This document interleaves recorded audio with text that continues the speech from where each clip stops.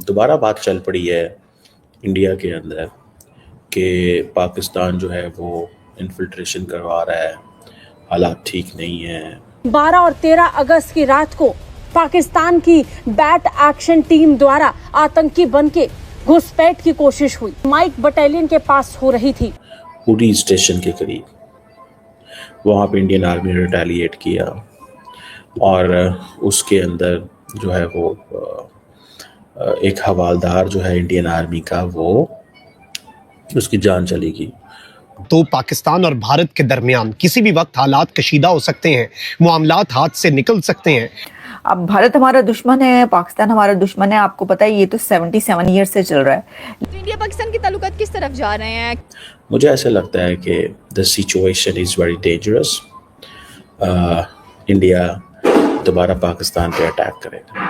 मोदी सरकार अपनी वो हमेशा पाकिस्तान को as a terrorist state declare कराने में, उसको as a terrorist face present करने में हमेशा सब अव्वल में रहा है, चाहे वो वर्ल्ड बैंक का फोरम था, चाहे FATF का फोरम था, चाहे IMF का फोरम था। हम डिसऑनेस्ट हैं, हम झूठे हैं, बेईमान हैं, फ्रॉडी हैं, हम क्या हैं आप बेहतर समझते हैं। हम उनके लिए जो है ना एक टेररिस्ट स्टेट हैं कि जो इंडिया है वो जब हमला करता है तो वो टारगेट करता है मसूद अजहर के ठिकानों को, हाफिज सईद के ठिकानों को। मुझे ऐसे लगता है कि now India will attack not using air force but अपनी जो कन्वेंशनल मिलिट्री कैपेबिलिटी है उसका इस्तेमाल करेगा।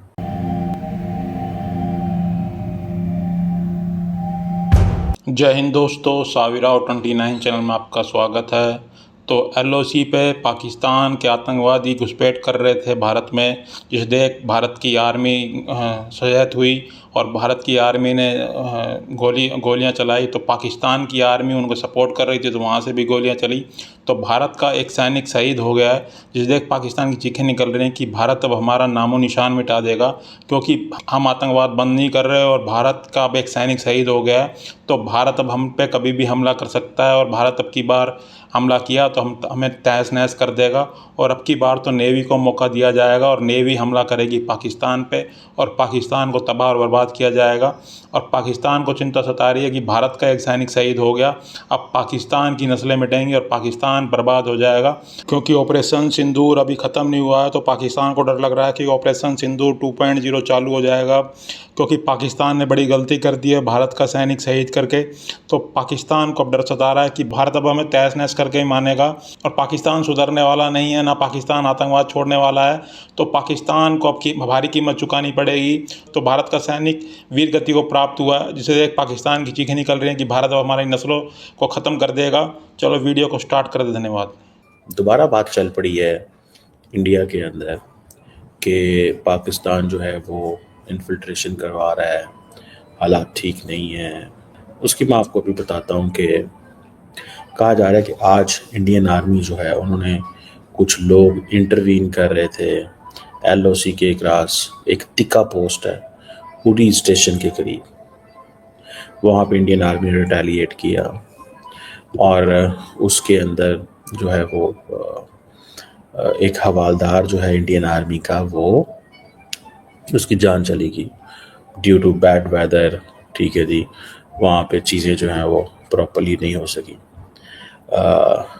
That is something very significant. ये मैं क्यों आपसे कह रहा हूँ या क्यों मैं बात कर रहा हूँ आपसे? मुझे ऐसा लगता है कि the situation is very dangerous. India दोबारा पाकिस्तान पे अटैक करेगा और उसके लिए वो जिसे कहते हैं ना, मोमेंटम गेयर अप किया जा रहा है। और मेरा ख्याल है कि देखिए, पाकिस्तान हैज़ नो चॉइस। मुझे ऐसे लगता है कि now India will attack not using air force but अपनी जो कन्वेंशनल मिलिट्री कैपेबिलिटी है उसका इस्तेमाल करेगा। अब इसमें दो चीज़ें हैं, एक प्रैक्टिस सेट हो गई, स्टैंडर्ड पैटर्न, या नेवी का भी इस्तेमाल कर सकता है कि एयरफोर्स उठती है, हमला करती है, वापस चली जाती है। इस दफ़ा इंडिया एयरफोर्स के ज़रिए नहीं आएगा, इस दफ़ा इंडिया या नेवी के ज़रिए करेगा या अपनी इन्फेंट्री फौज वगैरह जो उसको होती है बेचेगा। मुझे ऐसा लगता है, that is what I find, that is what I see, ठीक है। This the thing which is very clear and common जो नज़र आती है वो ये है कि भाई अब वो जैसे कहते हैं ना, अब एक प्योर एक सिचुएशन डिफरेंट होने जा रही है।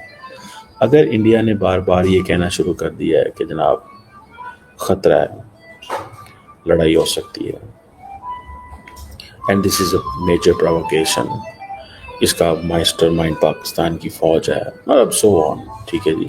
India for long has been doing this, ये जी पाकिस्तान के जो वहाँ पे ग्रुप्स हैं और पाकिस्तान की जो फ़ौज है उनका आपस में जोड़ है, गठजोड़ है, कि इस चीज़ को अगर देखा जाए, ठीक है, तो इस तरह की चीज़ वो बनती है।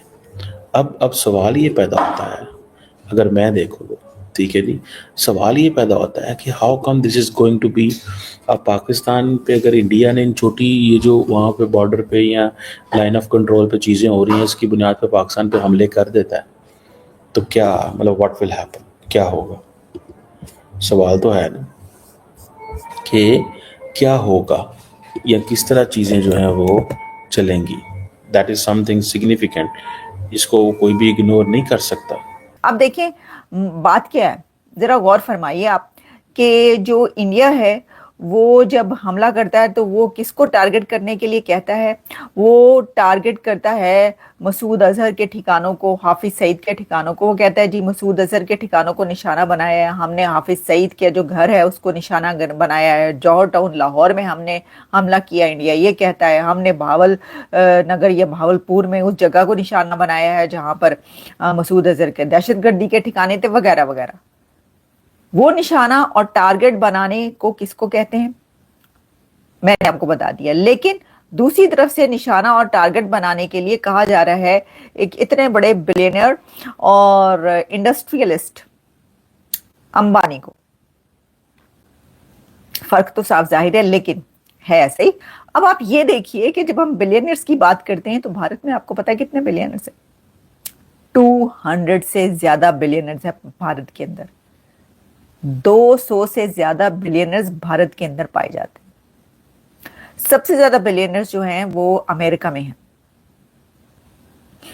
हजारों की तादाद में, और उसके बाद चाइना में, और फिर मेरा ख्याल है तीसरा नंबर जो है इंडिया में है। सबसे ज्यादा बिलियनर वहां पर पाए जाते हैं। तीसरे नंबर पर 200 से ज्यादा। पाकिस्तान के अंदर 2 होंगे। बिलियंस ऑफ डॉलर्स की हम बात कर रहे हैं, हम बिलियन ऑफ रुपीस की बात नहीं करें। बिलियंस ऑफ रुपीस तो बहुत सारे लोगों को ऐसे मिल जाएंगे जिनके पास होंगे, लेकिन हम बात करें बिलियंस ऑफ डॉलर्स की, उसमें अंबानी है।